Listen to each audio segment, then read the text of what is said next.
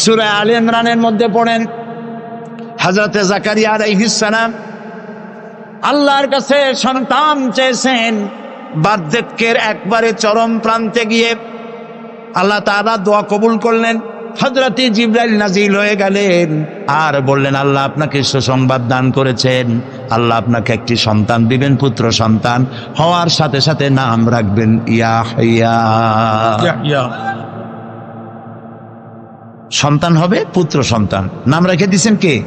আল্লাহ। হযরত জাকারিয়া আলাইহিস সালাম চিন্তা করলেন, বলেই ফেললেন যে জিবরাইল, আল্লাহ তো বললেন আমার ছেলে হবে, কিন্তু হবে কেমনে তা তো বুঝি না, আমি তো বুড়া মানুষ, তাই তো পারি না। বউ বুড়ি, আকির, বন্ধা বাজা, তার বাচ্চা হবে কেমন? সে বুড়ি, আমি বুড়া, কেমনে হবে? হযরত জিবরাইল তো কথা কবে না, কে না বললে আল্লাহ তাআলা জবাব বললেন। একটা আয়াত বলে নেন, একটি শব্দ বলেছেন আল্লাহ তাআলা, কাযালিক, আমি যেভাবে চাই সেইভাবেই হবে। সুবহানাল্লাহ। আল্লাহ রাব্বুল আলামিন বলেন, মুসা রে, ভয় পাওয়ার কারণ নাই, আমি একটি বোঝার জন্য, দৃষ্টান্তের জন্য এই কাজটি করেছি, ভয় পাওয়ার কারণ নাই। একটা গ্লাস হাতে নিয়ে এক মুহূর্তে রাখতে পারো নাই, ঘুমের আমেজে গ্লাস ভেঙে চুরমার হয়ে গেছে। তোমার রব যদি ঘুমায় যায় তাহলে আকাশ আর জমিনের ট্রাফিক সিস্টেম অচল হয়ে যায়। সব কিছু তোমার আল্লাহ হাতের মুঠায়। আমি আল্লাহ ঘুমাই না, তাছাড়া মাখলুকদের যা হয় খালেকের তা হয় না। খালেক এর থেকে মুবাররা, পবিত্র। মানুষের ঘুমায়, প্রাণী জগৎ ঘুমায়, আমি ঘুমাই না, ঘুমও নাই, তন্দ্র নাই। সব শুনি, সব দেখি। আল্লাহ যদি ঘুমায় দেখেন, ওই মহাসমুদ্রের ভিতরে কেউ যদি তুফানে পড়ে যায়, তুফানে পড়ে গভীর রাতে কান্দে রব্বুল আলামিন, আমারে বাঁচাও, আমারে বাঁচাবার কেউ নাই। আল্লাহ যদি তখন ঘুমায় থাকে, বান্দারে কে বাঁচাও? আল্লাহু আকবার। তিনি ঘুমান না। আরশে আজিমে মেরাজের রাতে নবী করিম সাল্লাল্লাহু আলাইহি ওয়াসাল্লাম যখন ভয় পেয়ে গিয়েছিলেন সিদরাতুল মুনতাহায়, তখন বড় পীর সাহেব নাকি ডেকে বলেছেন, ভয় পাইয়েন না, আমি আপনার সাথে আছি। আস্তাগফিরুল্লাহ, বড় করে বলেন আস্তাগফিরুল্লাহ। গারে সওরে যখন সওর গুহার মধ্যে মুহাম্মদ সাল্লাল্লাহু আলাইহি সাল্লাম আর তার সাথে মাত্র একজন ছিলেন, বলেন নাম কি? রাদিয়াল্লাহু তাআলা। যখন তিনি ভয় পেয়েছিলেন, ভীত সন্ত্রস্ত হয়ে পড়েছিলেন, কে ভয় পাইছিলেন? রাসূল না আবু বকর? আবু বকর রাদিয়াল্লাহু তাআলা ভয় পেয়েছিলেন। সেখানে সান্ত্বনা দিলেন কে? ইয ক্বালা লিসাহিবিহি লা তাহজান ইন্নাল্লাহা মা'ানা। স্মরণ করে সেই সময়ের কথা, যখন মুহাম্মদ সাল্লাল্লাহু আলাইহি সাল্লাম তার সাথীকে বললেন, ও আমার সাথী, লা তাহজান, ভয় পেও না, ইন্নাল্লাহা মা'ানা, আল্লাহ আমাদের সাথে আছে। সুবহানাল্লাহ। আবু বকর রাদিয়াল্লাহু তাআলা ভয় পাইলেন, সান্ত্বনা দিলেন রাসূল। আর মেরাজে গিয়ে রাসূল ভয় পাইছে, সান্ত্বনা দিয়েছেন বড় পীর আব্দুল কাদের জিলানী। তাহলে তো বোঝা যায় যে হযরতে আব্দুল কাদের জিলানী রহমাতুল্লাহ আলাইহি আবু বকর রাদিয়াল্লাহু তাআলা নূর চাইতেও পাওয়ারফুল। একজন প্রশ্ন করেছিলেন হযরত বড় পীর সাহেবকে, হুজুর, আপনি তো আওলাদে রাসূল, অনেক বড় আলেম এবং বড় পীর, আপনার মর্যাদা কি সাহাবীদের সমান? তিনি জবাবে বলেছিলেন, এই ধরনের বেয়াদবিপূর্ণ কথা আর কোনোদিন আমার সামনে উচ্চারণ করবে না। রাসূল করিম সাল্লাল্লাহু আলাইহি ওয়াসাল্লামের সাহাবীরা যখন জিহাদের ময়দানে যেতেন, ঘোড়ার পৃষ্ঠে সওয়ার হয়ে ঊর্ধ্বশ্বাসে ঘোড়া ছুটছে, সেই ঘোড়ার নাকের ভিতরে যখন ধুলাবালি ঢুকতো, আমি আব্দুল কাদের জিলানী, সাহাবী তো দূরের কথা, সাহাবীদের যে ঘোড়ার উপরে যুদ্ধ করত, সেই ঘোড়ার নাকের ধুলাবালির সমান নয়। সুতরাং এই জাতীয় কথা যারা ওয়াজ করেন তারা বেয়াদব। নবী করিম সাল্লাল্লাহু আলাইহি ওয়াসাল্লামকে হাজির নাজির বলা হয়, নাউযুবিল্লাহ বলেন। তিনি হাজির নাজির নন, রাসূল মাখলুক, আল্লাহ হচ্ছেন খালেক। আকীদা সাফ করতে হবে। একজন পীর সাহেব মারা গেছেন, সামতুলি দিয়েছিলাম একবার, যাই শুনলাম তিনি মাহফিলে দুইটা চেয়ার রাখেন, একটা খালি, খুব সাজানো গোছানো। বললাম ওইটা কেন? কয়েছে রসুল তো হাজির নাজের, আমরা এতগুলি উম্মত এক জায়গায় হয়েছি, ইয়া নবী সালাম আলাইকা কইতেছি, তা রসুল আসবে না? তিনি তো আসবেনই, আর আসলে বলে তার জন্য একটা চেয়ার রাখা উচিত। তাই বললাম দলিল তো মজবুত, রসুল আসছে, একটা চেয়ার তো দেওয়াই উচিত। আমি মানলাম, 30 সেকেন্ডের জন্য মানলাম রসুল আসছে, তার জন্য একটা চেয়ার রাখা উম্মতের জরুরি। কিন্তু আপনারা বলেন রসুল্লাহর জন্য একটা চেয়ার রাখে, একটা মঞ্চ, সেখানে একটা চেয়ার, রসুল বসবেন, সেই চেয়ারের পাশে আর একটা চেয়ার দিয়া বসতে পারে এমন বেয়াদব আকাশের নিচে জমিনের উপরে হতে পারে? সুতরাং এ দিয়ে রসুলের ইজ্জত বাড়ানো হয়নি, তাওহীন করা হয়েছে। কাজী রসুলের ব্যাপারটি নিয়ে এই ধরনের কথাবার্তা, ওয়াজ নসিহত করা আদৌ ঠিক নয়। তারপর রসুল নূরের তৈরি, মান্না মাটির তৈরি। আচ্ছা ভাই, আপনার পরীক্ষা তো আসবে সিলেবাসের মধ্য দিয়া, আমার কথা বুঝতেছেন? পরীক্ষা আসবে কিসের মধ্যে দিয়া? আপনি সিলেবাস পড়েন নাই, সিলেবাসের বাইরে পড়ছেন, জন্মের পড়া। পরীক্ষা পাস করবেন, ফার্স্ট ডিভিশনে ফেল করবেন। কিয়ামতের দিন আল্লাহ রাব্বুল আলামিন, বিশ্বাস করুন আমার সামনে কোরআন, কিয়ামতের দিন আল্লাহ রাব্বুল আলামিন তার কোনো বান্দাকে প্রশ্ন করবেন না রসুল নূরের ছিল না মাটির ছিল, এ ব্যাপারে তোমার আকীদা কি? রসুল গায়েব জানতেন কিনা, এ ব্যাপারে তোমার আকীদা কি? রসুল হাজের নাজের ছিলেন কিনা, এ ব্যাপারে তোমার আকীদা কি? এই ব্যাপারে একটি প্রশ্ন করা হবে না। যেই ব্যাপারে প্রশ্ন নাই, সেই ব্যাপারে আজে বাজে বক্তব্য দিয়ে আপনারা রসুলের মোহব্বত দেখান, কিন্তু রসুলকে যখন গালি দেয় আপনারা তখন থাকেন কই? কোনোদিন তো শুনলাম না জম হুজুরের রসুলের সুন্নত চালু করার জন্য কোন জায়গায় জিহাদের ময়দানে অ্যাটাক হয়েছেন, পাথর খেয়েছেন, জেলে গেছেন, জরিমানা হয়েছে, এরকম তো শুনি না। শুধু আজে বাজে ওয়াজ করেন আর পকেট ভরে পয়সা নিয়ে বাড়ি চলে যান, আর মানুষের মধ্যে বিভ্রান্তি ছড়ায় যান। আল্লাহর ওয়াস্তে খুলনার ওলামাদেরকে বলবো, এই জাতীয় লোকদেরকে খুলনায় প্রবেশ করতে দিবেন না। আমরা কোনো আজে বাজে বক্তব্য শুনতে চাই না। যে কথা বলবেন প্রত্যেকটি কথার পেছনে দলিল দিতে হবে, কোরআন আর হাদিস। কথা বুঝে আসছে? সুতরাং আকীদা সাফ করতে হবে, কারণ আল্লাহ রাব্বুল আলামিন বলেন, ওয়াকাদিমনা ইলা মা আমিলু মিন আমালিন ফাজআলনাহু হাবাআম মানসুরা।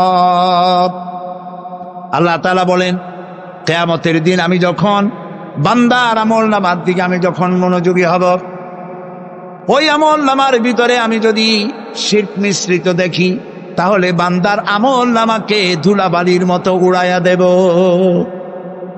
ধুলি কণার মতো আমল নামাকে উড়িয়ে দেওয়া হবে। আমি দৃষ্টান্ত দিতে গিয়ে বলি, 10 কোটি 5 কোটি টাকা বা 100 কোটি টাকা খরচ করে বিশাল একটা বিল্ডিং তৈরি করেছেন। এই বিল্ডিংটা ধ্বংস করার জন্য একটা টাইম বোম যথেষ্ট, ঠিক কিনা? একটা টাইম বোম রেখে দিলেন, দূরের থেকে রিমোট কন্ট্রোলের বাটন টিপলেন, বোমাটা বিস্ফোরিত হলো। 100 কোটি টাকার খরচ করা বিশাল বিল্ডিং মুহূর্তের ভিতরে ধূলিকণায় পরিণত হয়ে যায়। এটা বোঝা কি কঠিন না সহজ? আমল নামার ভেতরে যদি শিরক মিশ্রিত থাকে, তাহলে আল্লাহ রাব্বুল আলামিন বলছেন কিয়ামতের দিন আমল নামাকে শিরক মিশ্রিত আমল নামা ধুলি করার মতো উড়ায় দেব, দাম নাই, সমস্ত আমলগুলি নষ্ট হয়ে যাবে। প্রিয় ভাই সব, সেই জন্য ইন্না শিরকা লাযুলমুন আযীম, শিরক হচ্ছে মস্ত বড় জুলম, অত্যাচার। এই জুলম থেকে আল্লাহ তাআলা আমাদেরকে হেফাজত করুন, আমরা যেন শিরক মুক্ত জীবন যাপন করতে পারি। আল্লাহ যেন তৌফিক আমাদের দেন। আমরা বলি আমিন, সবাই বলেন আমিন। শিরক হচ্ছে অংশীদারিত্ব, বলা যায় পার্টনারশিপ। এই পার্টনারশিপ বিজনেস দিয়ে আমি জিনিসটাকে অনেক সময় বুঝাইতে চেষ্টা করি। যেমন আপনি ব্যবসা করবেন, আপনার কাছে 1 কোটি টাকার প্রয়োজন একটা ব্যবসা করার জন্য, একটা রাস্তার কাজ উঠাবার জন্য, একটা ব্রিজ করার জন্য 1 কোটি টাকা দরকার, কিন্তু আছে আপনার কাছে 50 লাখ। এখন আর 50 লাখ টাকা যার কাছে পাওয়া যায়, এরকম একজন পার্টনার আপনার দরকার বলেই আপনি একজন পার্টনার খোঁজেন, ঠিক কিনা? 3 কারণে পার্টনারশিপ বিজনেস হয়। কয় কারণে বলেন? 3 কারণ। 1 নম্বর হলো পুঁজির অভাব। 2 নম্বরে পুঁজি আছে কিন্তু ব্যবসা কেমনে করে ওই জ্ঞান নাই। প্রিয় ভাই, সব পুঁজি হইলেই কি ব্যবসা করা যায়? যদি কেউ চেষ্টা করতে চান করতে পারেন, লক্ষ লক্ষ টাকা দিয়ে ব্যবসাটা করেন, ব্যবসার কোনো জ্ঞান নাই, 1 মাস যাইতে পারবে না, বড় বড় 5-6টা লাল বাতি জ্বলবে আপনার দোকানের সামনে। ঠিক কিনা কর? এক্সপেরিয়েন্স, দক্ষতা, অভিজ্ঞতা, এটি ব্যবসার সব থেকে বড় মূলধন। তাহলে আমরা পার্টনারশিপ বিজনেস করি, 1 নম্বরের কারণ হলো কিসের অভাব? পুঁজির অভাব। 2 নম্বরে জ্ঞানের অভাব। একজন জ্ঞানী লোক তালাশ করি যার ব্যবসার অভিজ্ঞতা আছে। 3 নম্বরে পুঁজিও আছে, ব্যবসার জ্ঞানও আছে, কিন্তু বুড়ো হয়ে গেছে, একেবারে হাঁটতে পারে না, কালাইতে পারে না, সোজা হইতে পারে না, কিন্তু ব্যবসা করার শখ। সেই জন্য একজন স্বাস্থ্যবান, আমানতদার, দিয়ানতদার, যোগ্য একজন লোক তিনি তালাশ করেন। তাহলে 3 কারণে পার্টনারশিপ বিজনেস হয়। কয় কারণ? খুব লক্ষ্য করেন। যারা শিরক করে আল্লাহ বরদাস্ত করেন না কেন? কারণ হচ্ছে এই 3 কারণের কোনো অভাব আল্লাহর কাছে আছে। একটা একটা করে দেখি। প্রথমে পুঁজির অভাব। আল্লাহর কি পুঁজির অভাব আছে? আল্লাহ রাব্বুল আলামিন বলেন, লিল্লাহি মা ফিস সামাওয়াতি ওয়া মা ফিল আরদ। আকাশ আর জমিনের একচ্ছত্র মালিকানা আল্লাহর। আকাশ এ জমিন কার? জোরে বলুন। সবকিছুর মালিকানা আল্লাহ তাআলা, তিনি সবটার মালিক। সাগরকে নগর বানান, নগরকে সাগর বানান, আমিরকে ফকির বানান, ফকিরকে আমির বানান, যা খুশি ফাআলুল লিমা ইউরিদ, যা খুশি তাই তিনি করতে পারেন, সবটার মালিক। কাজী তার কাছে কোনো পুঁজির অভাব নাই। এই জন্য পার্টনারশিপ বিজনেস করার আল্লাহর কোনো দরকার নাই। গেল। 2 নম্বরে অভিজ্ঞতার অভাব, এক্সপেরিয়েন্সের অভাব। আল্লাহর অভিজ্ঞতার অভাব, আল্লাহর জ্ঞানের অভাব। আল্লাহ তাআলা বলছেন, ওয়াল্লাহু ইয়ালামু ওয়া আনতুম লা তা'লামুন। আল্লাহ সব জানেন, তুমি কিচ্ছু জানো না। কে বলেছেন? আল্লাহ তাআলা বলেছেন কিচ্ছু জানো না। ওমা উতিতুম মিনাল ইলমি ইল্লা কালিলা। আল্লাহ যদি বলতেন ওমা উতিতুম মিনাল ইলমি ইল্লা কালিল, তাহলে কিছু পাইতাম। এখানে তিনি বলেছেন ইল্লা কালিলা, একেবারে কিচ্ছু না, সামান্যতম। সামান্য না, সামান্য আর সামান্যতম 2 কথা কি এক? যে সামান্য, ওই সামান্যটারে সামান্য সামান্য করতে করতে অল্প একটু দিছে, একেবারেই কম। কিন্তু সেই কমটা কত বেশি? সুবহানাল্লাহ কবেন না আগে? সেই কমটা কত বেশি? আকাশে মহাশূন্যে ওজন নামক একটা স্তর আছে। ওজন মানে মাপার ওজন না, এটার বানান হচ্ছে OZONE, ওজন। একটি লেয়ার আছে, ওজন লেয়ার। এটা কে বানাইছে? আল্লাহ বানিয়েছেন। কেন বানিয়েছেন? সূর্যের আল্ট্রা ভায়োলেট রে, অতি বেগুনি রশ্মি, এটি অত্যন্ত মারাত্মক ক্ষতিকর। এটি যেন পৃথিবীর মাটিতে না আসে। যদি পৃথিবীর মাটিতে আসে তাহলে প্রাণী জগৎ ক্যান্সার আক্রান্ত হয়ে সব মারা যাবে। এই জন্য আল্লাহ তাআলা ওজোন স্তর এভাবে রেখে দিয়েছেন, টাইট করে। বিজ্ঞানীরা তারা দেখতে পেল সেই ওজোন স্তরে ফাটল ধরেছে। ওমা উতিতুম মিনাল ইলমি ইল্লা কালিলা, সামান্য জ্ঞান এই যে ফাটল ধরছে কোন জায়গায় তা তারা দেখছে। এই ফাটল দিয়ে অতি বেগুনি রশ্মি আসতে পারে পৃথিবীতে। ফাটলো কেন? সেই ফাটার জন্য আল্লাহ দায়ী না, বা তার ফেরেশতারাও দায়ী না। ফাটাবার জন্য দায়ী কারা? কারা? ও, তাও তো আপনারা বুঝেন, কি ওয়াজ করব। ফাটাবার জন্য আমরা দায়ী। কিভাবে ফাটাইলাম? আমরা ফাটাইছি এইভাবে, আমাদের সমস্ত কলকারখানার ধোঁয়া, আমাদের গাড়ির কালো ধোঁয়া, এরপরে সমস্ত কলকারখানার ওয়েস্টেজ, বর্জ্য, এবং যত বোমা বিস্ফোরণ করে টেস্ট করার জন্য, তাতে পানি নষ্ট করেছে, মরুভূমি নষ্ট করেছে, পরিবেশ নষ্ট করেছে। গাছ কাটিয়া, সমানে গাছ কেটে পরিবেশ ধ্বংস করা হয়েছে, পাহাড় কেটে পরিবেশ ধ্বংস করা হয়েছে। এখন ব্যালেন্স নষ্ট হয়ে গেছে। অ্যান্টার্কটিকা নামক একটা মহাদেশ আছে, এই মহাদেশে কোনো মানুষ নাই, শুধু প্রাণী আছে, পেঙ্গুইন, আর আছে শ্বেত ভল্লুক। শুনতেছেন? এই যে এখানে আছে শুধু বরফ আর বরফ। এই বরফগুলি আল্লাহ তাআলা সেখানে জমা করে রেখেছেন। এখন বরফগুলি গলে যাচ্ছে, বরফ গলে যাচ্ছে ওজোন স্তরে ফাটল ধরার কারণে, এবং বরফ গলে যাওয়ার কারণ পানি স্ফীত হয়ে উঠতেছে। ফলে বিজ্ঞানীরা বলছেন কোনো না কোনো দিন বাংলাদেশটা 10 ফিট পানির নিচে তলিয়ে যেতে পারে। আল্লাহ মাফ করুন, বলেন আমিন। এখন ওই ফাটল বন্ধ করার জন্য চেষ্টা চালাচ্ছে। এইটা বন্ধ হবে কেমনে? আপনি যাই ওখানে দর্জি পাঠায় সেলাই করতে পারবেন না। ওইটা বন্ধ করার জন্য পরিবেশকে আল্লাহ যেভাবে বানাইছেন ওইভাবে রাখবার জন্য আপনাকে চেষ্টা করতে হবে। পরিবেশটা আমরা ধ্বংস করেছি ব্যাঙগুলা খাইয়া। এই যে ব্যাঙ সব সালাম দিয়ে দিল, এই ব্যাঙ কত বড় উপকারী ছিল। এখন মানুষ বুঝতে পারে ব্যাঙ কম হওয়ার কারণে ফসল ক্ষতি করে যে পতঙ্গগুলি, এই ক্ষতিকর পতঙ্গগুলি খায় ব্যাঙে। সেই ব্যাঙগুলা সব পয়সার জন্য কামাই করার জন্য, পয়সা কামাই করার জন্য সব সালাম দিয়ে দিচ্ছেন, ব্যাঙ কমে গেছে, পতঙ্গ বাড়ছে, ফসল কমতেছে। আল্লাহ তাআলার সৃষ্টি। ওয়ামা খালাকনাস সামাওয়াতি ওয়াল আরদা ওয়ামা বাইনাহুমা লাইবিন। আল্লাহ তাআলা বলছেন আকাশের জমিনে খেল তামাশার বিষয়বস্তু করে কিছু তৈরি করি নাই, সব মানুষের কল্যাণের জন্য তৈরি করেছি। ওয়ামা উতীতুম মিনাল ইলমি ইল্লা কালিলা, সামান্যতম জ্ঞান দিয়েছে। দেখেন সামান্যতম জ্ঞান। আমেরিকার হিউস্টন ইউনিভার্সিটিতে আমার দাওয়াত ছিল। ওইখানে হচ্ছে নাসার গবেষণাগার। এখানে মহাশূন্যে যে সমস্ত রকেটগুলি গেছে সেই রকেটগুলি ওখান থেকে ছাড়া হয়েছে। আমি সেই রকেটে চড়েছি, যে রকেট সর্বপ্রথম নীল আর্মস্ট্রং, মাইকেল কলিন্স এরা যে রকেটে চাঁদে গিয়েছিল সেই রকেটের মধ্যে আমি চড়েছি, দেখেছি। 5 ঘন্টা, অনেক সময় লাগে দেখতে, কিন্তু আমি 5 ঘন্টা ছিল সময় হাতে, এই সময় নিয়ে দেখেছি।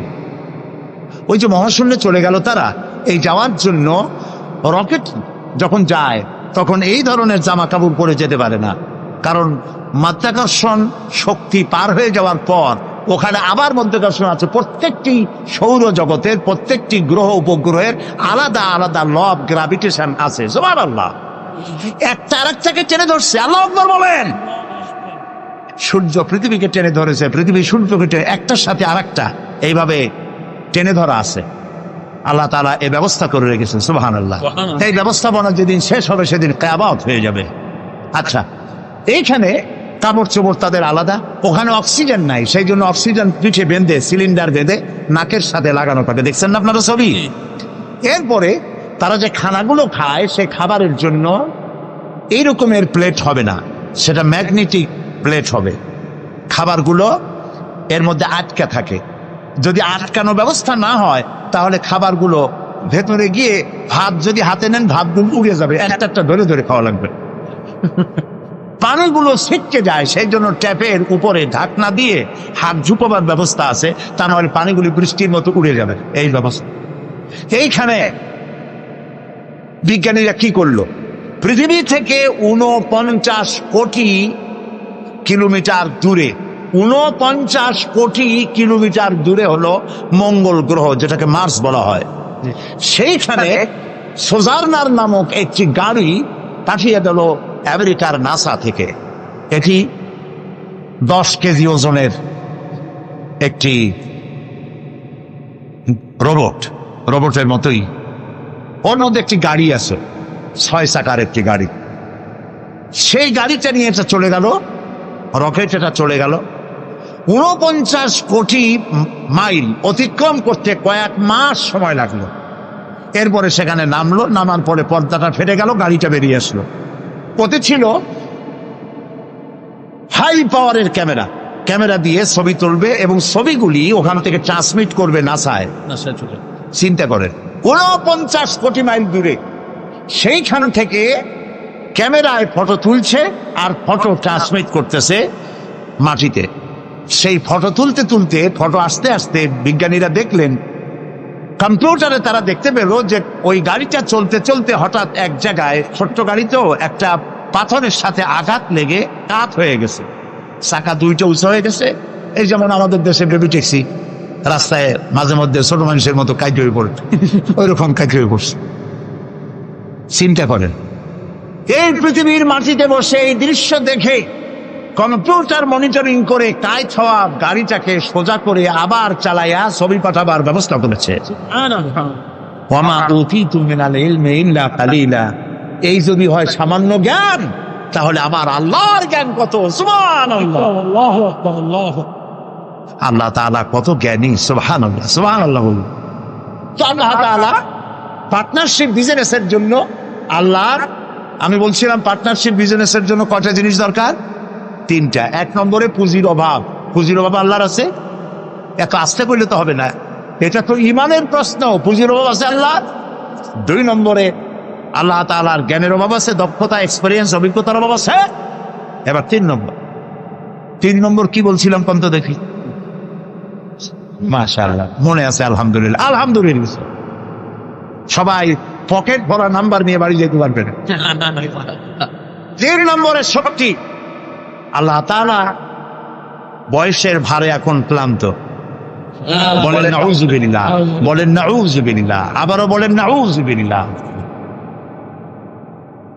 খুলিকাল ইনসানু দাঈফা। আল্লাহ কয় তোরা দুর্বল। মানুষদেরকে সৃষ্টি করা হয়েছে কি করে? দুর্বল করে। আর আল্লাহর অবস্থা কি? আল্লাহ রাব্বুল আলামিন বলেন আন্নাল কুওয়াতা লিল্লাহি জামিআ, আন্নাল কুওয়াতা লিল্লাহি জামিআ। সমস্ত ক্ষমতার উৎস কেবলমাত্র কে? আল্লাহ রাব্বুল আলামিন। আর আমার দেশে কিছু নেতা নেত্রী আছেন এমন, যারা বলেন সকল ক্ষমতার উৎস জনগণ। বলেন নাউযুবিল্লাহ, নাউযুবিল্লাহ। এই কথা বলা জায়েজ নাই, এই কথা বিশ্বাস করা হারাম। এখন যদি গোটা পাশের বাবুয়া ব্যাংক, চেনেন বাবুয়া ব্যাংক, যদি মাহফিলের মধ্যে লাভ দিয়া এরকম পড়তে পড়তে আপনাদের মধ্যে আসে, খোলা ব্যাংক কয়, খোলা ব্যাংক, খোলা ব্যাংক, খোলা ব্যাংক গুলি লাভ হবে যে জোরে, আপনারা লাভ দিবেন তার থেকে কি? কতগুলি বউবাসী, কতগুলি বল্লা, কতগুলি ভিমরুল যদি ছেড়ে দেওয়া যায়, মানুষ টেকবে একটাও? ওই মাথা দিয়ে সাপ ঢুকছে, শোনা মাত্রই এই মাথা দিয়ে লোক দৌড় দেবে, এমন দৌড় মারবে লবণ চোরা পর্যন্ত যাইয়া কবে ভাই আমরা দৌড়াই কেন? আপনারা সকল ক্ষমতার উৎস। কেবলমাত্র পাগল আর ছাগলদের কথা এটা। সকল ক্ষমতার উৎস আল্লাহ তাআলা। আল্লাহ। কেউ যদি মনে করে যে এই কথা বললে জনগণ খুশি হবে, আমাদের ভোট দেবে, ভোট দিয়া ক্ষমতায় থাকা যায় না। ক্ষমতায় রাখার মালিক আল্লাহ। কে মালিক? আল্লাহ তাআলা মালিক। যারে খুশি উঠাবে, যারে খুশি নামাবে। ক্ষমতা কার? আল্লাহ, আল্লাহ তাআলা। সুবহানাল্লাহ, কইতে ইচ্ছা করে না। তো আন্নাল কুওয়াতা লিল্লাহি জামিআন, সমস্ত ক্ষমতার উৎস কেবলমাত্র আল্লাহ। এক আঙ্গুল আকাশের দিকে উঁচু করে বলেন ক্ষমতার মালিক আল্লাহ। বলেন আল্লাহ, আল্লাহ, আল্লাহ। আলহামদুলিল্লাহ। হাত নামা। ক্ষমতার একচ্ছত্র মালিক, যা খুশি তাই তিনি করতে পারেন। সুতরাং এই তিনটি কারণের কোনো কারণ তার মধ্যে নাই বলে আল্লাহ জুলম এটাকে বলেছেন, এটাকে বলেছেন শিরক, জুলমুন আযীম। অবশ্যই লা জুলমুন আযীম, অবশ্যই মারাত্মক অপরাধ। জুলম, অপরাধ করা যাবে না, আল্লাহর সাথে কাউকে শরীক স্থাপন করা যাবে না। দেখেন শরীকটা কি? আল্লাহ তাআলা তিনি এমন সত্তা, তার সত্তা সম্পর্কে জানতে হবে। তিনি কোথায়? আল্লাহ তুমি কই? সকলে কয়, অনেকে বলে যে তিনি সব জায়গায়। বলে না ভাই, আল্লাহ কই? কয় সব জায়গায়। এই কথা কি ঠিক? না, এটা ঠিক না। আল্লাহ সব জায়গায় হইলে তাহলে তো কত খারাপ জায়গাও আছে, আছে না দুনিয়ায় খারাপ জায়গা? আমি নাম নিলাম না, তাহলে তো আল্লাহ সেসব জায়গায় থাকতে হয়। নাউযুবিল্লাহ বলেন। আল্লাহ কোথায়? তা আল্লাহরই জিজ্ঞেস করা দরকার যে আল্লাহ তুমি কই? আল্লাহ তাআলা আমরা প্রশ্ন করার আগে সোয়ালে মুকাদ্দারের জবাব দিয়েই ফেলেছেন।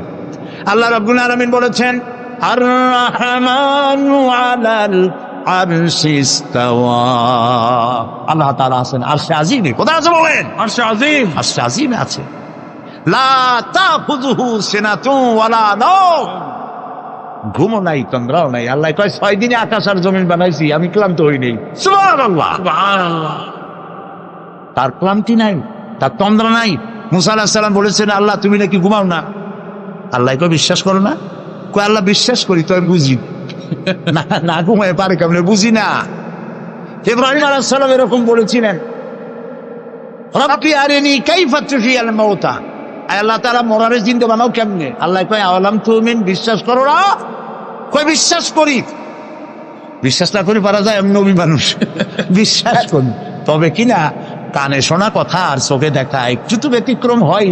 যদি তুমি আমারে দেখাও ওয়ালাকিন লিয়াতমাইন্না কালবি, তাহলে আমার কলিজাটা ঠান্ডা হয়ে যায়। আল্লাহ কয় যখন তুমি বিশ্বাস করো তখন বুঝাইতে আর কোনো অসুবিধা নেই। আল্লাহ বুঝাইছে না? কেমনি বুঝাইছে সেটা আলাদা ওয়াজ, সেটা এখানে করবো না। মুসা আলাইহিস সালাম বললেন আল্লাহ তাআলা তুমি নাকি ঘুমাও না? আল্লাহ কয় সত্যিই তো তাই, ঘুমাই না। তুই বিশ্বাস করো না? কয় করি, বুঝি না। আল্লাহ কয় বিশ্বাস যখন করছো বুঝাই দেই, এক গ্লাস পানি আনো। এক গ্লাস পানি আনা হলো, দাঁড়া যাবো। আল্লাহ মুসারে করলেন পানি নিয়ে দাঁড়াও, আর ঘুমের করলেন মুসারে ধর। মুসা আলাইহিস সালাম ঘুমে ধরল, হাত শিথিল হয়ে এক গ্লাস পড়ে ভেঙে গেল। মুসা আলাইহিস সালাম ভয় পেয়ে গেলেন। আল্লাহ রাব্বুল আলামিন বলেন মুসারে ভয় পাওয়ার কারণ নাই, আমি একটি বোঝার জন্য, দৃষ্টান্তের জন্য এই কাজটি করেছি, ভয় পাওয়ার কারণ নাই। একটা গ্লাস হাতে নিয়ে এক মুহূর্তে রাখতে পারো নাই, ঘুমের আমেজে গ্লাস ভেঙ্গে চুরমার হয়ে গেছে। তোমার রব যদি ঘুমায় যায় তাহলে আকাশ আর জমিনের ট্রাফিক সিস্টেম অচল হয়ে যায়। সব কিছু তোমার আল্লাহ হাতের মুঠায়। আমি আল্লাহ ঘুমাই না, তাছাড়া মাখলুকদের যা হয় খালেকের তা হয় না। খালেক এর থেকে মুবাররা, পবিত্র। মানুষের ঘুমায়, প্রাণী জগৎ ঘুমায়, আমি ঘুমাই না, ঘুমও নাই, তন্দ নাই।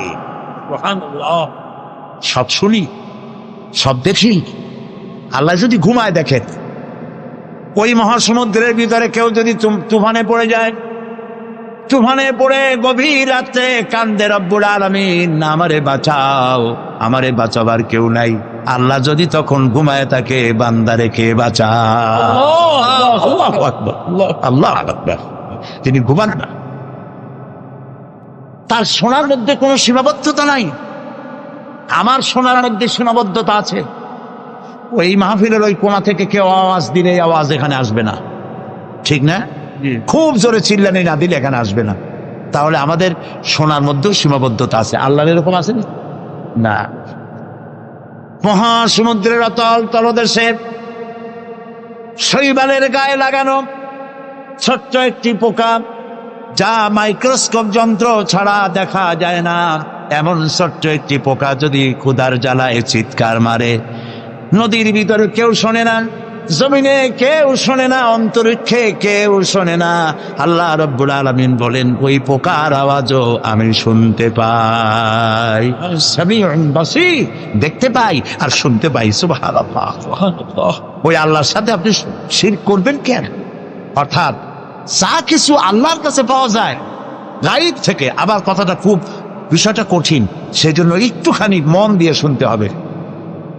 যা কিছু, যেসব সাহায্য অদৃশ্য থেকে পাওয়া যায়, ওইগুলি আপনি অন্য কারো কাছে চাইতে পারবেন না।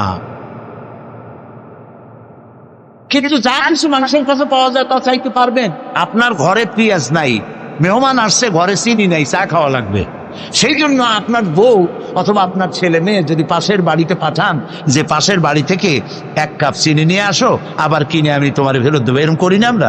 আমার পরে মাঝে মধ্যে যাই বাড়ি বানাবো, আমার টাকায় কুলাচ্ছে না, 2 লাখ টাকা 5 লাখ টাকা ধার করা লাগবে, আপনি চাইতে পারবেন? জায়েজ আছে, নিশ্চয়ই জায়েজ আছে, হাজারবার জায়েজ আছে। জায়েজ নাই কোনটা? ওইটা জায়েজ নাই যেটা মানুষ দিতে পারেন। দিতে পারে কে? আল্লাহ তাআলা। সেইটা মানুষের কাছে চাইতে পারবেন না। সে যেমন বিবাহ হয়েছে 8-10 বছর, বাচ্চা হয় না, এই বাচ্চা আপনি কোন পীর সাহেবের কাছে চাইতে পারবেন না। এটা কোনো মাজারে গিয়ে চাইতে পারবেন না। এটা কোনো জিন্দা পীর অথবা কোনো মৃত্যু পীরের কাছে চাইতে পারবেন না। এবং এই উদ্দেশ্যে আপনি কোনো মানতও করতে পারবেন না কোনো পীরের নামে, কোনো মাজারের নামে। কথা কি বুঝে আসতেছে ভাই? কথা বুঝে আসতেছে? আল্লাহ রাব্বুল আলামিন বলেন আমি কাউকে কন্যা দেই, কাউকে ছেলে দেই, কাউকে কন্যা দেই, কাউকে পুত্র দেই, কাউকে কন্যাও দেই, পুত্রও দেই, কাউকে কিছুই দেই না। সুবহানাল্লাহ। আল্লামা ইবনে কাসির এই আয়াতের ব্যাখ্যায় লিখেছেন, এই যে আল্লাহ তাআলা বললেন কাউকে কন্যা সন্তান দেই, কাউকে পুত্র সন্তান দেই, লক্ষ্য করুন এই আয়াতের ব্যাখ্যায় আল্লামা ইবনে কাসির রাহমাতুল্লাহ আলাইহি লিখেছেন যেই দম্পতির প্রথম হয় কন্যা সন্তান তারা বরকতপূর্ণ, আল্লাহর রহমত তাদের উপরে। কারণ আল্লাহ পুত্র দিয়ে শুরু করেন না, আল্লাহ শুরুই করেছেন কন্যা দিয়া। সুবহানাল্লাহ। আল্লাহ তো কথা বলেন নাই যে আমি কাউকে পুত্র দেই কাউকে কন্যা দেই। আল্লাহ শুরু করছেন কি দিয়া? কন্যা দিয়ে। এই জন্য যার কন্যা হয় আগে সে ভাগ্যবতী। কিন্তু আমাদের কপাল খারাপ পুরুষগুলা আশা করে ছেলে হবে ছেলে হবে, যেই হলো মেয়ে মুখ কালো হয়ে যায়, শ্বশুরবাড়ি হয়ে যায়। নাউজুবিল্লাহ বলে। প্রিয় ভাই সব, সন্তান চাইতে হবে কার কাছে? আল্লাহর কাছে। মানুষের কি খারাপ আকীদা, বলে কি আল্লাহর ধন খাজারে দিয়া আল্লাহ গেছে খালি হইয়া, কেউ ফেরে না খালি হাতে। আমি জানি, কিন্তু আমি টেস্ট করলাম। এই গান গাওয়া জায়েজ নাই, বিশ্বাস করাও কত বড় মারাত্মক কথা। আপনার কি চিন্তা করছেন? আল্লাহর ধন খাজারে দিয়া আল্লাহ গেছে খালি হইয়া, তাহলে আল্লাহর অবস্থা এখন তো খুবই করুন। কিছু দরকার হলে খাজার কাছে দরখাস্ত করা ছাড়া জোরে কর নাউজুবিল্লাহ, নাউজুবিল্লাহ, কি মারাত্মক। আপনি যাচ্ছেন পীরের কাছে খাজার কাছে বাচ্চা চাইতে, পীরেরা খাজারা বড় না নবীরা বড়? তাও তো আসতে কইলেন, নবীরা বড়। আসতে বলছেন এই কারণে বইপত্রে প্রায় লাগে পীর পয়গাম্বর, মনে হয় পীর আগে পয়গাম্বর পরে। এটি একটি ভুল কথা। পৃথিবীর সব পীর সব আলেম যদি এক জায়গায় হয়, একজন নবীর জুতার সমান হবে না। প্রিয় ভাই সব, সেই নবীর সন্তান নাই, নবী কানছে কার কাছে? আল্লাহ। সূরা আলে ইমরানের মধ্যে পড়েন, হযরতে জাকারিয়া আলাইহিস সালাম আল্লাহর কাছে সন্তান চেয়েছেন। বার্ধক্যের একবারে চরম প্রান্তে গিয়ে আল্লাহ তাআলা দোয়া কবুল করলেন। হযরতে জিবরাইল নাজিল হয়ে গেলেন আর বললেন, আল্লাহ আপনাকে সুসংবাদ দান করেছেন, আল্লাহ আপনাকে একটি সন্তান দিবেন, পুত্র সন্তান। হওয়ার সাথে সাথে নাম রাখবেন ইয়াহইয়া। সন্তান হবে, পুত্র সন্তান, নাম রেখে দিয়েছেন কে? আল্লাহ। হযরতে জাকারিয়া আলাইহিস সালাম চিন্তা করলেন, বলেই ফেললেন যে জিবরাইল, আল্লাহ তো বললেন আমার ছেলে হবে, কিন্তু হবে কেমনে তা তো বুঝি না, আমি তো বুড়া মানুষ, খাইতেও পারি না। বউ বুড়ি, আকিম, বন্ধা বাজা, তার বাচ্চা হবে কেমন? সে বুড়ি আমি বুড়া, কেমনে হবে? হযরত জিবরাইল তো কথা কবে না, কে না বললে? আল্লাহ তাআলা জবাব বললেন, একটা আয়াত বলে নাই, একটি শব্দ বলেছেন আল্লাহ তাআলা, কাযালিক, আমি যেভাবে চাই সেইভাবেই হবে। সুবহানাল্লাহ। আল্লাহ চাইলে কি না হয়। এই বুড়া বয়সে আল্লাহ ছেলে দিলেন কে? জাকারিয়া আলাইহিস সালামকে। কে দিয়েছেন? চিল্লায় বলে আল্লাহ। আল্লাহ তাআলা তাকে সন্তান দিয়ে দিয়েছে। আল্লাহ কিছু, আল্লাহ একটা মানুষ বানাবেন, খালি কতটুকু মাটি হইল হইল, মা বাপও লাগবে না, মাও লাগবে না। পারছেন না বানাইতে? কারে বানাইছেন? এরপরে বাপেরও দরকার নাই, খালি একটা মেয়ে লোক হলেই হলো। পারছেন না বানাইতে? কারে বানাইছেন? ঈসা আলাইহিস সালাম। ইন্নাল্লাহ আলা কুল্লি শাইইন কাদির। সমস্ত জিনিসের উপরে ক্ষমতা রাখেন কে? আল্লাহ। আল্লাহ আল্লাহ। আমার মা বোনেরা যারা এসেছেন, আমার ভাইয়েরা যারা এসেছেন, ওয়াদা করুন মানুষের কাছে, কোন পীর সাহেবের কাছে, কোন হুজুরের কাছে এই মনের বাসনা রাখবেন না যে উনি আপনার আশা পূরণ করতে পারবেন। এই বাসনা রাখবেন না। পারবেন? এই মনটা, মন এরকম তৈরি করতে পারবেন? আল্লাহ যেন তৌফিক দেন, বলেন আমিন। মাজারে টাকা দিচ্ছে লোকেরা, আহারে মানত করে, আল্লাহ ছেলে যদি হয় খানজান আলী পীর সাহেবের কুমির ভাত খাওয়াই আসবে না, কি খাওয়াই, মুরগি খাওয়াই আসবে। আহারে। আচ্ছা আপনারা বলেন, কুমিরের মর্যাদা বেশি না মানুষের মর্যাদা বেশি? আরে গরিব মানুষের যদি এই দৃশ্য দেখে কান দিয়ে বলবে, আল্লাহ মানুষ না হইয়া খানজানের দিকে যদি কুমির হইতাম তাও মুরগি খাইতে পারতাম। আস্তাগফিরুল্লাহ। আমরা বলি আস্তাগফিরুল্লাহ। আহারে কি কপাল পোড়া মুসলমান। বাইজিদ বোস্তামি রহমতুল্লাহ আলাইহির মাজার দেখলাম চট্টগ্রাম। ইতিহাস বলে না যে ওখানে ওনার মাজার আছে, একবার আসছিলেন, এটা আছে, কিন্তু মাজার আছে ইতিহাসটা বলে না। ওইখানে বড় একটা পুকুর, ওর মধ্যে আছে কচ্ছপ, বড় বড় কচ্ছপ, সেতনা পড়ে গেছে গাছ। আহারে মুসলমান, মাথা একটু আমার চোখ দিয়ে দেখা, মুসলমান গাছলাই বসা কি বলে ছাগলের কলজিয়া, গরুর কলজিয়া কেটে কেটে নিয়ে গেছে কচ্ছপরে খাওয়ায়, আর কচ্ছপের কদমবুচি করে। কসমের পায়ে হাত দিয়ে চুমা খায়। নাউজুবিল্লাহ। আহারে, আশরাফুল মখলুকাত আল্লাহ বানাইলো, ওয়ালাকাদ কাররামনা বানি আদম, আদম সন্তানকে সম্মান দিলাম। সেই সম্মানিত আদম সন্তান তারা গেল কসমের কদমুজি করতে। নাউজুবিল্লাহি মিন যালিক। দেখলাম গাছ, অনেকগুলি গাছ আছে, এই গাছে দূরের থেকে দেখলাম এত ফল। আমি বললাম যে এত ফল হয়েছে গাছে, কি গাছ? কাছে গিয়ে কি ফল? ফল টল না, ইট আর পাথর ঝুলানো। আমি জিজ্ঞেস করলাম যে ইট পাথর কেন, এগুলো কারা ঝুলাইছে? কয় যে ওই যে মেয়ে লোক আসে যাদের বাচ্চা হয় না, ওরা ইট আর পাথর ঝুলাইছে। আমি বললাম এর সিগনিফিকেন্স কি, এর দর্শনটা কি, ঝুলাইলে কি হয়? বা তাদের ধারণা গাছে ইট পাথর ঝুলাই ছিল যেমন একটা ভার, ওই রকম পেটের মধ্যে ভার হইতে হইতে বাচ্চা হয়ে যাবে। বলে বলে কোথায় গেছি আমরা, কোথায় চলে গেছি? বলেন নাউজুবিল্লাহ। প্রিয় ভাই সব, এইগুলি শিরক, এই শিরক থেকে বাঁচতে হবে। চাইতে হবে কার কাছে? সবাই বলেন খেতে দেওয়ার মালিককে, পড়তে দেওয়ার মালিককে, হায়াতের মালিককে, মতের মালিককে, হাসাবার মালিককে, কাঁদাবার মালিককে, সব কিছুর মালিককে। আল্লাহর নবী তাই বলেছেন, ওয়াইজা সাআলতা ফাসআলিল্লাহ ওয়াইজা ইসতাআনতা ফাসতাইন বিল্লাহ। কিছু চাইতে হইলে আল্লাহর কাছে, কিছু বলতে হলে আল্লাহরে বলো, কিছু চাইতে হলে আল্লাহর কাছে চাও। ইয়াকা নাবুদু ওয়া ইয়াকা নাস্তাঈন। সূরা ফাতিহার মধ্যে সারা জীবন পড়লাম, আয় আল্লাহ তোমারই গোলামি করি, তোমার কাছে সাহায্য চাই। একবার কাবা শরীফে মসজিদুল হারাম নামাজের ইমামতি করতেছিলেন খতিব আশ-শাইখ সৌদ আশ-শুরাইন। সুবহানাল্লাহ, কি তেলাওয়াত আল্লাহ তাদের জবানে দিয়েছেন। সুবহানাল্লাহ বল। আল্লাহ তাদের হায়াত দারাজ করুন, বলেন আমিন। আমি খুলনার যারা ধনাঢ্য ব্যক্তি তাদেরকে বলি, হস্ত জীবনে করবেনি একবার। পয়সা যদি থাকে তাহলে ব্যাংকক, সিঙ্গাপুর, হংকং, হাবিজাবাই জায়গায় দৌড়াদৌড়ি না করিয়া রমজান মুবারকে উমরা করিয়েছেন। রাসূলুল্লাহ বলেছেন, রমজান মুবারকে যে উমরা করলো সেজন্য আমার সাথে হজ আদায় করলো। যাই দেখেন কি মজা। আহারে, নামাজ পড়তেছে, কয়েক বছর আগের কথা, ইমাম সূরা ফাতিহা পড়তেছেন, ইয়াকা নাবুদু ওয়া ইয়াকা নাস্তাইন পর্যন্ত গিয়ে আটকে গেছে। বারবার পড়তেছে ইয়াকা নাবুদু ওয়া ইয়াকা নাস্তাইন। কান্নার রোল পড়ে গেছে গোটা হারামে। আমার জীবনে সূরা ফাতিহার এই জায়গায় এসে এত কান্দাকাটি জীবনে আমিও করি নাই। গোটা হারাম জুড়ে কান্নার রোল পড়েছে। কাবা শরীফ সামনে, আল্লাহ সাক্ষী করে পড়তেছি, ইয়াকা নাবুদু, আল্লাহ তোমার গোলামি করি, তোমার কাছে সাহায্য চাই। সুবহানাল্লাহ বিহামদি। এই গোলামিটা যদি ঠিক মতো হইতো, আর সাহায্যটা যদি চাওয়া আল্লাহর কাছে ঠিক মতো হইতো, বুশের বাচ্চা বুশ মুসলমানদেরকে পিটাইতে পারত না। শারনের বাচ্চা শারন মুসলমানদের গায়ে হাত দিতে পারত না। কপাল পড়েছে, আল্লাহরে চিনি নাই, আল্লাহরে চিনি নাই। ওমা কাদারুল্লাহ হাক্কা কাদরিহি। আল্লাহর যা মর্যাদা, আল্লাহর যা মান সম্মান ইজ্জত, সেই পরিমাণে আল্লাহর হক এবং সম্মান অনুযায়ী ইবাদত করতে পারি নাই। কোরআনের ওই মর্যাদা দিতে পারে না যেই মর্যাদা কোরআনের দেওয়া উচিত। তাবিজ লিখে লিখে কোরআনের প্রতি সেই শ্রদ্ধা আমরা নষ্ট করে দিয়েছি।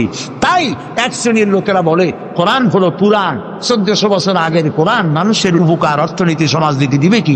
কারণ আপনি তো অর্থনীতি, সমাজনীতি পড়েন নাই, খালি তাবিজই তালাশ করছেন। কোন জায়গায় তাবিজ পাওয়া যায়? কি সব তাবিজ দেখে, লাল কালি ধান্দা কেমনে লাগায় দেখেন। টিউবওয়েলের পানি, কলের পানি, ড্রেনের পানি, সালার পানি, বেলের পানি, খালের পানি, 7 জায়গার পানি, জাফরানের কালি, এগুলো আনিয়া তারপরে দাগ দেয়। কতগুলো লাল লাল দাগ দিয়া 1233, 1793, 612, 1117 সব হাবিজাবি। এরপরে কত ফেরেশতাদের নাম রাখে, তারপরে লেখে ইয়া তেতমির, ওই যে কুকুরের নাম, হ্যাঁ জিবরাইল মিকাইল তো আছেই, কুকুরের নাম লেখে। তারপরে কাপসা চাইতুস, এরপরে কি ধানের তুষ, এই সমস্ত দিয়েছি, কতগুলি নাম টাম দিয়ে তাবিজ মানে নাউজুবিল্লাহ। আবার ওই 40 কি চেহেল কাপ, চেহেল কাপ, কাফাকা, কাফাকা, কামাকা, কুকুকু, কুকুর টুকুর জাতীয় চেহেল কাপ, কুমকুমিয়া হাবিবি, কোথায় পাইছি আল্লাহ জানে, কোনো হাদিসে নেই।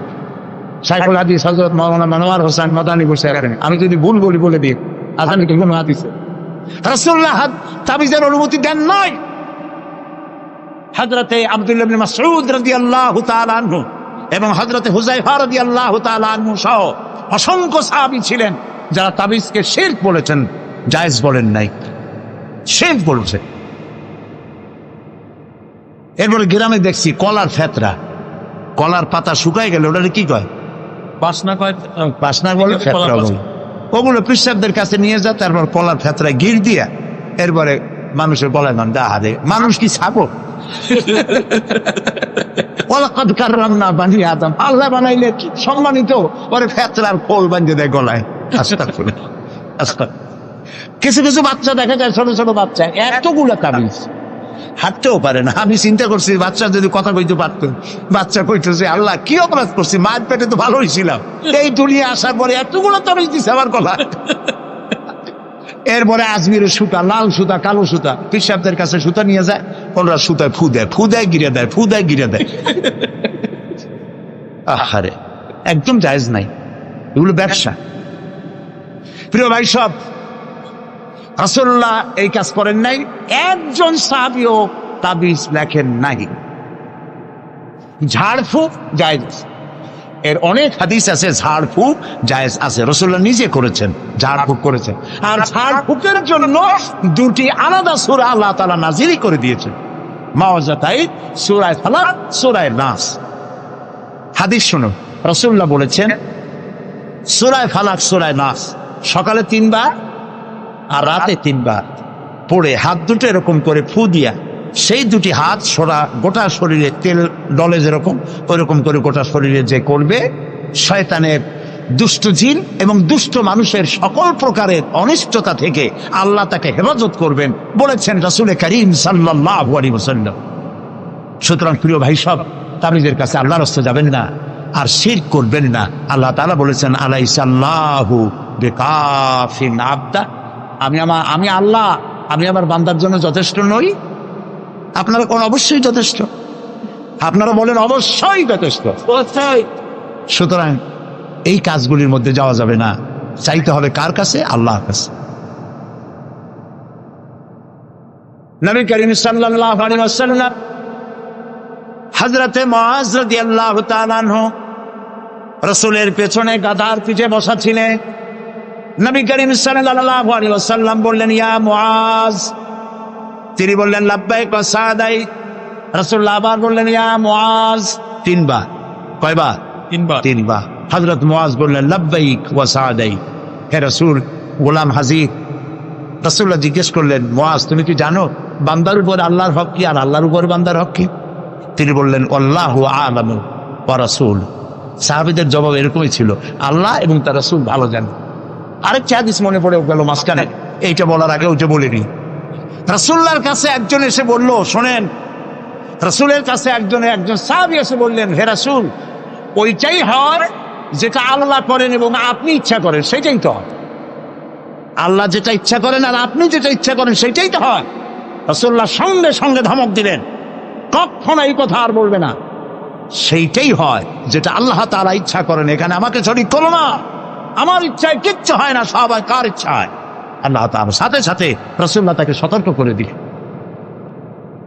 রাসূলুল্লাহ যদি এভাবে সতর্ক করেন, আমাদেরকে সতর্ক হওয়া উচিত। রাসূলুল্লাহ 3 বার ডাকলেন।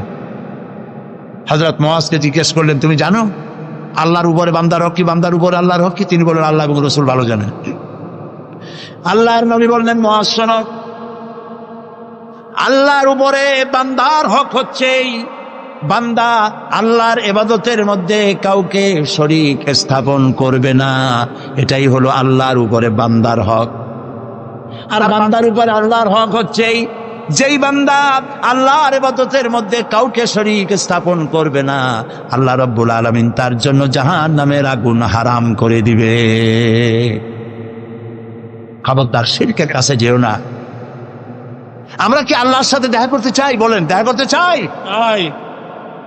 যারা জবাব দেন নাই তারা কিন্তু বিপদে। আমরা কি আল্লাহর সঙ্গে দেখা করতে চাই? যদি আমরা আল্লাহর সঙ্গে দেখা করতে চাই, আল্লাহ রাব্বুল আলামিন বলেন, ফামান কানা ইয়ারজু লিকা রাব্বিহি ফালইআমাল আমালান সালিহান ওয়ালা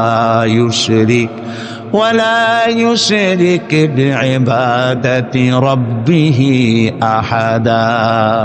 ফামান কানা ইয়ারজু লিকা রাব্বিহি, তোমাদের মধ্যে যে কেউ আল্লাহর সঙ্গে, রবের সঙ্গে যদি কেউ দেখা করতে চায়, দুইটা কাজ করতে হবে। কয়টা কাজ? ফালইয়ামাল আমালান সালিহা, সেজন্য ভালো কাজ করে, উত্তম কাজ করে। ভালো কাজ, ভালো কাজ কারে কয়? ভালো কাজ করার জন্য দুইটা শর্ত। ভালো কাজ করার জন্য কয়টা শর্ত? আমলে সালেহ, নেক কাজের জন্য দুইটা শর্ত মুখস্থ করুন। এক নম্বর শর্ত হচ্ছে কাজটি হতে হবে আল্লাহকে খুশি করার জন্যে। এত বড় তাফসীরের মাহফিল দেখে লোকেরা বুঝবে খুলনা সমাজ কল্যাণ পরিষদ কি বিরাট কাম করছে, এই নিয়তে নয়, এবং তারা সেই নিয়তে করেও নাই। আলহামদুলিল্লাহ বলে, আলহামদুলিল্লাহ। এটা করবো এই জন্য আল্লাহ খুশি হবেন, আল্লাহর কোরআনের প্রচার হবে, আল্লাহ খুশি হবে, সেই জন্য করেছে। তাহলে কাজটা, যে কোনো কাজ আমি করব, ভালো কাজ যেটাই করব, সে কাজটা করব কারে খুশি করার জন্য? আল্লাহ। দুই নম্বরে কাজটি হতে হবে সুন্নতে নববী সাল্লাল্লাহু আলাইহি ওয়াসাল্লামের উপরে। দাড়ি রাখবো কারে খুশি করার জন্য? আল্লাহরে খুশি করার জন্য। রাখবো কার মতো? রবীন্দ্রনাথের মতো, কার্ল মার্কসের মতো, ম্যাক্সিম গর্কির মতো? কার মতো? রাসূলুল্লাহ। বাস, আর দৃষ্টান্ত দিতে চাই না। আশা করি বুঝে আসছে কিনা? তাহলে আল্লাহ তাআলা বলছেন যে যদি তোমরা তোমার রবের সাথে দেখা করতে চাও, কয়টা কাজ করতে হবে? দুইটা। একটা কাজ হলো ভালো কাজ করো, নেক আমল করো। আর দুই নম্বরে হচ্ছে ওয়ালা ইউশরিক বিইবাদাতি রাব্বিহি আহাদা, আল্লাহর ইবাদতের সাথে কাউকে শরীক স্থাপন করো না। তাহলে আল্লাহ তাআলার সঙ্গে দেখা করা কিয়ামতে যাবে। প্রিয় ভাই সব, সুতরাং আমাদের কতগুলি জিনিস বাদ দিতে হবে। এই যে তাবিজ ব্যবহারের বিষয়টি আমাদেরকে ভাবতে হবে। আমরা ঝাড়ফুঁক আল্লাহর ওলিদের কাছ থেকে, বড় বড় আলেমদের কাছ থেকে ঝাড়ফুঁক নিতে পারবো। তাবিজ ব্যবহারের অভ্যাস আমাদের বাদ দিতে হবে। দড়িক, এই সুতা চুতা ইত্যাদি বান্দা, এগুলি বাদ দিতে হবে। এবং গণকের কাছে যাওয়া বাদ দিতে হবে, গণকের কথা বিশ্বাস করা বাদ দিতে হবে। মাজারে গিয়া চাদর দেওয়া, আগরবাতি দেওয়া, মোমবাতি দেওয়া, এগুলি দেওয়া বাদ দিতে হবে। পারবেন আপনারা এগুলি করতে পারবেন? একটু চিন্তা করেন, আপনি মাজারে আগরবাতি, চাদর ইত্যাদি দেবেন কেন? ওনার লাইটের দরকার কি? আল্লাহ লাইটের ব্যবস্থা করতে পারবেন না? তিনি যদি আল্লাহর ওলি হন, আল্লাহ অন্ধকারে রাখবেন না। আর আপনি চাদর দেবেন উপরে, ভিতরে চাদরের ব্যবস্থা আল্লাহ করতে পারবেন না? আপনি যে টাকা দেন, এই টাকা দিয়ে উনি কি করবেন?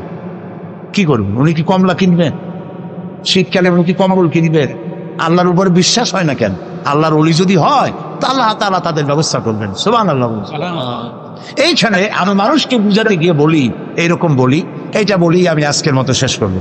এটা এভাবে বলি যে মাজারে লোকেরা যায় মনের আশা পূরণ করতে, এইটাই বেশিরভাগ।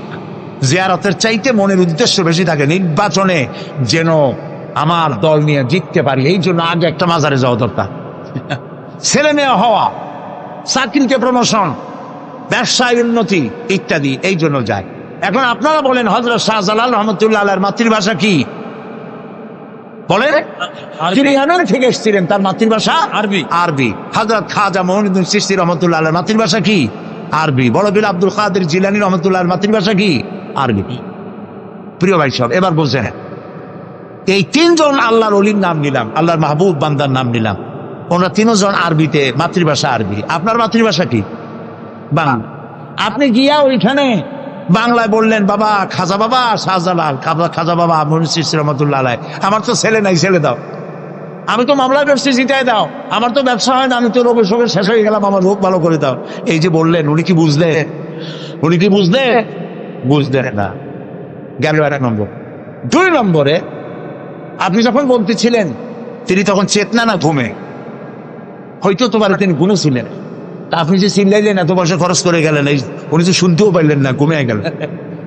তিন নম্বর, আপনি যখন চিল্লাইছেন, বলেছেন, তখন উনি কবরে না অন্য কোথাও? কবরে যে থাকতেই হবে এর কোনো গ্যারান্টি আছে? মুদ্দার যে আপনি কবরে রাখছেন, শরীর তো পয়সা টসে শেষ। আর আল্লাহ যদি কারো শরীরকে হেফাজত করতে চান, ভিন্ন কথা, কিন্তু তার রুহু কোথায় তা তো আপনি জানেন না। তো খামাখা আপনি যে 3টা ফায়ার করলেন, 3টা ফায়ার মিস হয়ে গেল। এই জন্য চাইতে হবে এমন সত্তার কাছে যিনি ঘুমান না। তিনি কে? এমন সত্তার কাছে চাইতে হবে যিনি সব শোনেন। তিনি কে? আল্লাহ তাআলা তো কোরআন শরীফের সূরা কাহফের মধ্যে বলেছেন, কান পেতে শোনো, একটি শ্বাসের আওয়াজও শুনবে না। সুবহানাল্লাহ বলে, একটি শ্বাসের আওয়াজও মিলবে না। তো যিনি সব দিতে পারেন, সব শোনেন, তারে থুইয়া ফাইন একটা যাবো, কোথায় যান আপনারা? প্রিয় ভাই সব, এই জন্য মাজারে আগরবাতি, চাদর, মোমবাতি, পয়সা কড়ি জিন্দিগিতে দেব না, এই ওয়াদা করতে হবে। পারবেন? পারবেন এই ওয়াদা করতে? কোনো কোনো সময় দেখা যায় কবরের কাছ থেকে যখন গাড়ি যায়, গাড়ি থামায় দেয়, গাড়ি আসতে মনের মধ্যে ভয়, পীর সাহেব যদি এটা অ্যাক্সিডেন্ট করে দেয়। পীর সাহেব এত খারাপ মানুষ নাকি যে মরিও আপনার গাড়ি অ্যাক্সিডেন্ট করে মারবে? এটা একটু কথা হইল। এরপরে পীর সাহেবের মাজার উপর মশারি টানায়, আমি নিজে দেখছি মশারি টানায়, যে একটা মশারি টানাইলো হয়তো তার বাপে মশাই খায়, বাপের একটা মশারি দেয় নেই। তা আপনি পীর সাহেবের মাজারে যে মশারিটা দিলেন, কেন দিলেন? আপনার ধারণা কি যে পীর সাহেব এমন খারাপ ছিলেন যে মশা কবরের মধ্যে গিয়েও কামড়াবে? এ কি আজিব তামাশা! প্রিয় ভাই সব, এইসব আকীদা বাদ দিতে হবে, আকীদা সাফ করতে হবে। ভালো মন্দ করার মালিককে, খাইরিহি ওয়া শাররিহি মিনাল্লাহ তাআলা। আমার ভালো আমার মন্দ কে করবে? জোরে বলেন না, কে করবে?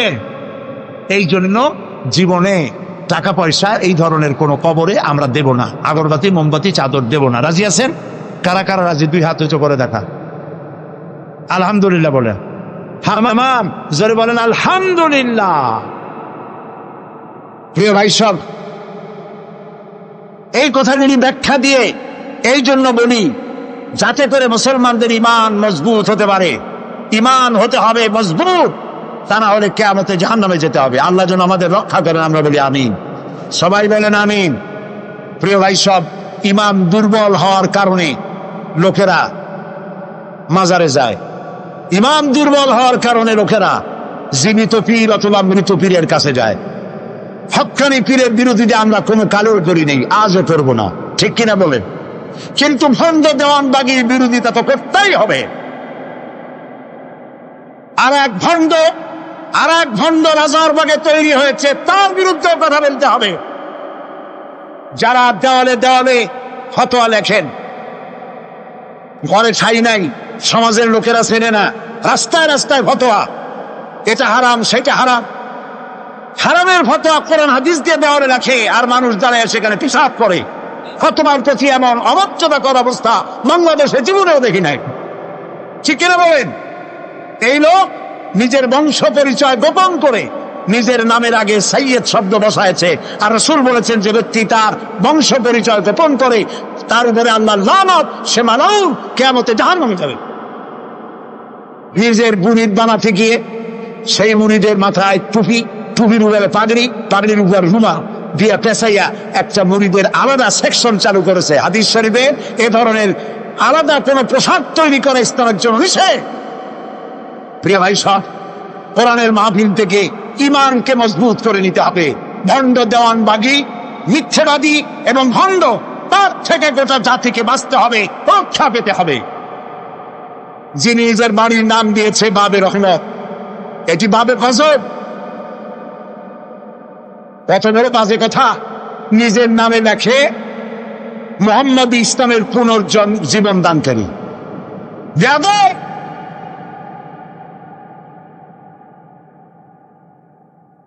ইসলামের পুনর্জন্ম দিতে তুমি কে?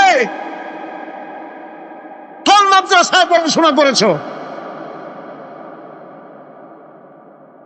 প্রিয় ভাই সব, আল্লাহর কোন মুহাম্মদ সাল্লাল্লাহু আলাইহি ওয়াসাল্লামের ইসলাম নাই। মুহাম্মদ ইসলাম পরে কোন ইসলাম দুনিয়ায় নাই।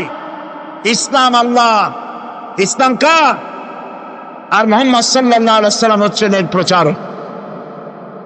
তিনি মুহাম্মদ ইসলামের পুনর্জন্ম দিয়েছেন কেমনে? তিনি বলেন, তিনি স্বপ্নে দেখেছেন মুহাম্মদ সাল্লাল্লাহু আলাইহি ওয়াসাল্লাম বিবস্ত্র অবস্থায় ময়লার উপরে শুয়ে আছে। নাউযুবিল্লাহ! কোন মুসলমানের এর চারা দেখা উচিত নয়, এর কাছে যাওয়া উচিত নয়। প্রিয় ভাই সব, আল্লাহ তাআলা সব ভণ্ডের হাত থেকে মুসলমানদের ঈমান হেফাজত করুন, বলি আমিন, বলি আমিন। প্রিয় ভাই সব, বিভিন্ন জায়গায় মাজারে গিয়ে লোকেরা মদ খায়, গাঁজা খায়। আমরা মাজারগুলিকে, বড় ওলিউল্লাহর মাজারকে আমরা সম্মান করি, ঠিক না? এবং আমরা সব সময় জাতির কাছে স্পষ্ট কথাগুলি বলতে কখনো পিছপা হইনি। হযরতে শাহজালাল রহমতুল্লাহ আলাইহ আল্লাহর জবরদস্ত ওলি, এবং তিনি সিলেটে এসেছিলেন জিহাদ করতে। সেই জিহাদে আল্লাহ তাকে কামিয়াব করেছেন, সুবহানাল্লাহ বলেন। তার মাজারে লোকেরা যে গাঁজা খায়, সেখানে মেয়ে লোক পুরুষ লোক একসাথে যে কুফরি শিরকি গান করে, আমরা এগুলির বিরুদ্ধে কথা বলি। মাজারে আমরা কিছু চাইতে যাই না, আমরা মাজারে কিছু দিতে চাই। মাজারে কি দেই? আগরবাতি নয়, মোমবাতি নয়, চাদর নয়, একটি পয়সা নয়, মাজারে কিছু সওয়াব দিতে চাই। মাজারে যাবেন, যদি যেতে হয় তাহলে মাজারে যেয়ে বসি, তাহলে সূরা ফাতিহা পড়বো, ইখলাস পড়বো, দরুদ শরীফ পড়বো, আর তার রুহের উপরে বকশিশ করে দিব। এইটাই নিয়ম। এটা কি? এইটাই নিয়ম। কিছু পাওয়ার নিয়ম নিয়ে সেখানে যাবে না। বলা হচ্ছে 700 বছর ধরে এই সমস্ত কাজ হয়ে আছে। আমি বলতে চাই, সরকারের উচিত আল্লাহর ওলিদের যত মাজার আছে বাংলাদেশে, প্রত্যেকটি মাজার নিয়ন্ত্রণের দায়িত্ব সরকারের হাতে নেওয়া উচিত। সরকার পুলিশ দিয়ে পাহারা দেবে। কোন বাদশাহ আলেমদেরকে পয়সা আদায় করার জন্য বসতে দেওয়া হবে না। সেইখানে বসে যে টাকাগুলি আদায় করা হয়, এই টাকাগুলি কোথায় যায়? মাজারের টাকা যায় কোথায়? প্রত্যেক মাজারকে কেন্দ্র করে মোতাল্লিদের মামলা আছে, ভাগাভাগি দিয়া। এ দিয়ে ব্যবসা করে। আপনার ধর্মীয় অনুভূতি দিয়ে টাকা ব্যবসা নিয়ে তারা এর দ্বারা ব্যবসা করে। কোটি কোটি টাকা গভর্নমেন্টকে ট্যাক্সও দেয় না, ইনকাম ট্যাক্সও দেয় না, ঠিক কিনা? সুতরাং এই ব্যবসা বন্ধ হওয়া উচিত। মাজারে যদি কোনো মাদ্রাসা থাকে, মসজিদ থাকে, দিতে পারেন, ওই মসজিদে দেন, এতিমখানা দেন। বরিশালে একটা মাজার আছে, কি জানি নাম আমি জানি না, বরিশাল মসজিদের পাশেই, কসাই মসজিদের পাশে একটি মাজার আছে। এইখানে বহু টাকা হয়, এই টাকাগুলি দিয়ে তারা এতিমখানার মাদ্রাসা চালায়। তো এইভাবে যদি টাকা মসজিদ, মাদ্রাসা, এতিমখানার জন্য যদি হয়, জায়েজ আছে। কিন্তু পীর সাহেবের নামে মানত করা, কোন জীবিত পীর, কোন মৃত্যু পীরের নামে মানত করা হারাম, সুস্পষ্ট হারাম। মানত হবে কেবলমাত্র কার নামে? আল্লাহর নামে। বলেন কার নামে? মাজারকে কেন্দ্র করে কতগুলি গাঁজাখোর, মাথায় জট, গায়ে সালার শট, আর গলায় শিকল, হাতে শিকল, জাহান্নামে যাওয়ার আগেই শিকল করছে। জাহান্নামের শিকল গলায় করছে। লোকেরা মনে করে ওদের কাছে কিছু আছে, আসলে কিচ্ছু নাই, ফাঁকা, কিচ্ছু নাই, নামাজ পড়ে না। এরকমের বড় একটা কি সারিন্দার বা নারিন্দা গাড়ি উপরে ছুঁয়ে এরকম ঘষে আর বলে মদিনা যাবে কেমন? আমি শয়তান, তুই যা না, তুই মদিনা যাবি কেমন? মদ খাইয়া, গাঁজা খাইয়া মোষগুলা বানিয়ে ফেলেছে। মাজার, আল্লাহর ওলিদের মাজার বেদাত করার, পূজা করার, গাঁজা খাওয়ার জায়গা নয়। এগুলিকে পুলিশ দিয়ে নিয়ন্ত্রণ করে রাখবে, পবিত্রতা বজায় রাখবে, মানুষেরা জিয়ারত করবে, আল্লাহর কাছে সওয়াব পাবে। কথা বুঝতে পেরেছে প্রিয় ভাই সব? সেই জন্য তুমিনুনা বিল্লাহ আনতে হবে, এবং আল্লাহর প্রতি ঈমান, সেই ঈমান হলো পরিপূর্ণ ঈমান। আল্লাহ যেন আমাদেরকে তা বোঝার তৌফিক দান করেন। আমি